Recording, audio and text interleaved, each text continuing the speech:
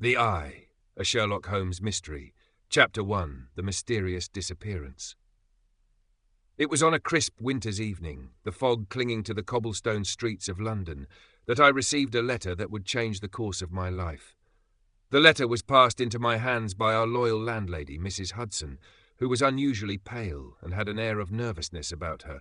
I unfolded the thin piece of parchment and read the words inscribed in a hurried yet elegant hand. Dr. John Watson, it is with the deepest urgency that I request your immediate assistance in a matter of great importance. A highly placed government official has gone missing under most unusual circumstances. I am certain that only Mr. Sherlock Holmes possesses the necessary intellect to untangle this web of mystery. Yours sincerely, Sir Julian Hightower. Holmes, who was lounging in his chair by the fire with his violin resting in his lap, immediately sat up, his keen eyes flicking toward me. His senses were always alert, even in times of leisure. "Well, Watson," Holmes said, his voice sharp, "it seems the game is afoot.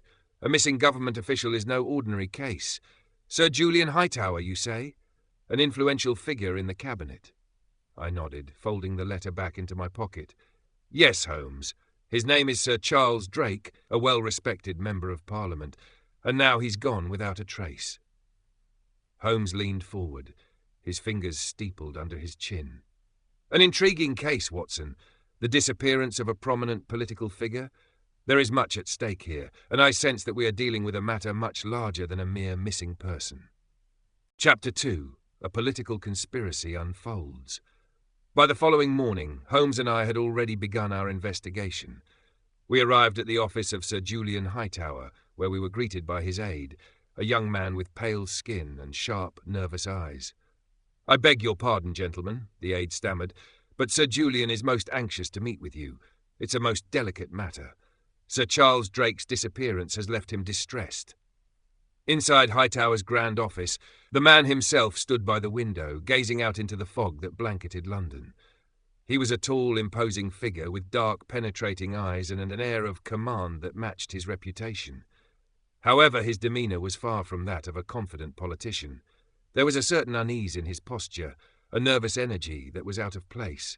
"Mr. Holmes, Dr. Watson," Sir Julian greeted us, his voice smooth, but betraying a hint of concern. "I am most grateful that you have come so swiftly.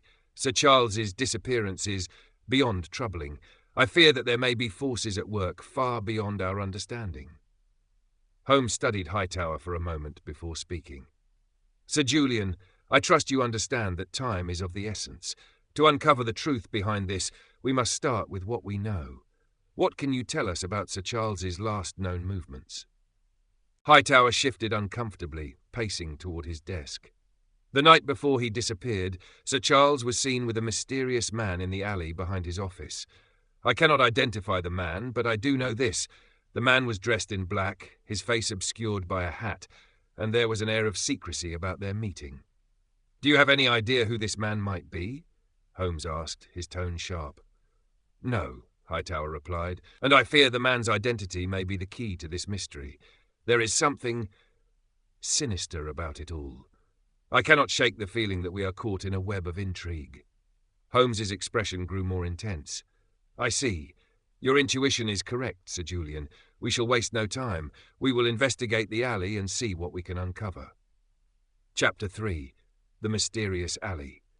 The fog still clung to the streets as we made our way toward the alley behind Sir Charles's office. Holmes was unusually quiet, his eyes scanning every detail of the street as we approached. As we entered the dimly lit alley, I observed Holmes crouch beside a pile of discarded crates. He examined the ground carefully, running his fingers along the cobblestones. After a few moments, he stood up, a thoughtful expression on his face. "There is something here, Watson. I can discern a set of footprints that were made recently, and these marks." Holmes pointed to a set of tyre tracks. "These are from a hansom cab. This is no ordinary disappearance. I believe Sir Charles was taken, and not by chance." I looked at Holmes, a sense of unease creeping up my spine. "Taken? By whom?" Holmes did not answer immediately. Instead, he straightened up and looked down the alley. "We need to know who was involved, Watson. This case is connected to something much larger than we anticipated. The key to unlocking this mystery lies in understanding the purpose of this abduction." Chapter 4. The Eye days passed, and Holmes's investigation continued with a level of intensity I had come to expect from him. One evening, as we were reviewing the latest developments in his study, Holmes looked up from his notes and spoke, his voice low but filled with certainty. "I believe I have uncovered something significant, Watson. There is a shadowy figure behind these disappearances, a figure whose influence stretches far beyond mere politics. It is a man, or perhaps a group, who operates from the shadows. They call themselves the Eye." I was puzzled. The Eye? What does that mean? Holmes smiled grimly. "The Eye is not a single individual, Watson. It is an organization, a group of powerful people who have infiltrated the highest echelons of British society. They are manipulating events from the shadows, pulling the strings of power. The Eye has no name, no face," Holmes continued. "It exists in the dark corners of government, where the truth is obscured. But now they have made a grave error by kidnapping Sir Charles Drake." Chapter 5. Inspector Lestrade joins the case. As Holmes and I continued to piece together the clues, we decided to involve Scotland Yard's Inspector Lestrade. While Lestrade's methods often lacked the finesse of Holmes's intellect, his knowledge of the criminal underworld made him an invaluable ally in situations like this. Lestrade's office was bustling with activity when we arrived. The inspector, a burly man with a thick moustache and a furrowed brow, greeted us with a grunt. "Well, if it isn't the famous Sherlock Holmes and his ever-faithful companion, Dr. Watson," Lestrade said. "To what do I owe the pleasure this time?" Holmes wasted no time in getting to the point. "Lestrade, we have reason to believe that Sir Charles Drake's disappearance is part of a much larger conspiracy.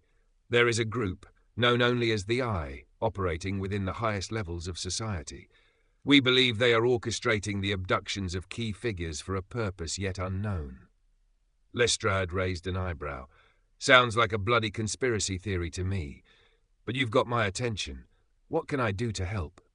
Holmes's eyes gleamed with determination. "We need your help to locate one of their key members, Sir Julian Hightower. We suspect he's involved." Lestrade nodded thoughtfully. "All right, Holmes. I'll pull some strings. But if you're right, this is going to get dangerous. A lot of powerful people will not take kindly to this sort of investigation." Holmes nodded gravely. "That is precisely why we must act swiftly." Chapter 6. Sir Julian's True Intentions. After much investigation, it became clear that Sir Julian Hightower had played a central role in the Eye's operations. Holmes and I had gathered enough evidence to implicate him, but the final breakthrough came when we discovered Hightower's connection to a series of secret meetings in the dead of night. Holmes's gaze was cold and calculating as he surveyed the evidence. "We have him, Watson. Sir Julian Hightower is the mastermind behind this entire operation, but we must be careful. He will not go down without a fight." Chapter 7. The Final Showdown. It was late one evening when we set our trap for Sir Julian. Holmes had arranged for me to act as bait, knowing that Hightower would try to make contact with me, thinking I was a key figure in the conspiracy. As we waited in the darkened alley near Hightower's estate, Holmes whispered, "Be ready, Watson. He will not reveal himself easily. Stay vigilant." I nodded, but my heart raced. The tension in the air was palpable. Moments later, a figure cloaked in black appeared from the shadows. It was Sir Julian, his face obscured by the brim of his hat, but Holmes, ever the sharp observer, immediately identified him. "There he is," Holmes murmured. "Now, Watson, it's time to end this." Chapter 8. The Eye Unmasked. Holmes sprang into action, and within moments we had Hightower cornered. The confrontation was swift, and the truth came pouring out in a rush of desperate words. "You have no idea what you've done, Holmes." Hightower spat, his voice filled with rage. The Eye was meant to be a new order, a revolution to bring about the fall of the old guard. But now you've destroyed it all. Holmes stood tall, his face devoid of emotion. "The Eye is finished, Hightower. The truth has a way of coming to light, no matter how deep the darkness." Epilogue. A quiet victory. In the days that followed, the full extent of Sir Julian Hightower's involvement in the conspiracy was revealed. His efforts to manipulate the political system were exposed, and several key members of the Eye were arrested. London, once again, breathed a sigh of relief. As for Holmes, he was already looking ahead, his mind turning toward the next case. But for now, We returned to Baker Street, where Mrs. Hudson had prepared us a warm meal, a small comfort after the storm we had weathered. "Another case solved, Watson," Holmes said, settling into his armchair. "But there will always be more. There are always more mysteries to uncover." And with that our lives returned to normal for a time. But I knew, as I always had, that with Sherlock Holmes the game would never truly be over.